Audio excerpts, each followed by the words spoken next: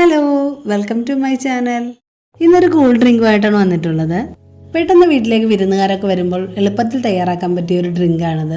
അപ്പം നമുക്ക് ഈ ഡ്രിങ്ക് എങ്ങനെയാണ് തയ്യാറാക്കണമെന്ന് നോക്കാം.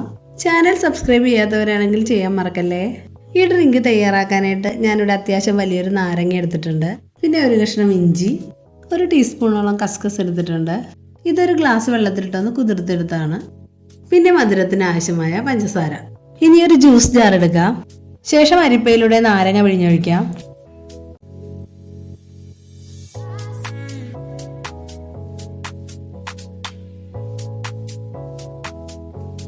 ഇനി ഇതിലേക്ക് കുറച്ച് വെള്ളം ഒഴിച്ചു കൊടുക്കാം. എടുത്തു വെച്ചിട്ടുള്ള ഇഞ്ചി ചെറിയ കഷ്ണങ്ങളാക്കി ഇട്ട് കൊടുക്കുക.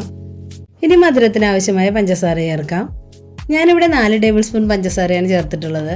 ഇതിലേക്ക് ഇനി കുറച്ച് വെള്ളം കൂടി ഒഴിച്ചു കൊടുക്കാം. പഞ്ചസാര നന്നായി അലിഞ്ഞു കിട്ടുന്നവരെ ഒന്ന് അടിച്ചെടുക്കാം.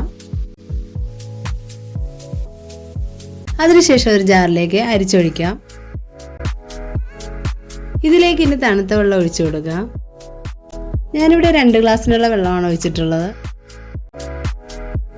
ഇനി നേരത്തെ വെള്ളത്തിലിട്ട് വെച്ചിരുന്ന കസ്കസ് ചേർക്കാം. നന്നായിട്ട് ഇളക്കിയ ശേഷം സെർവ് ചെയ്യാം.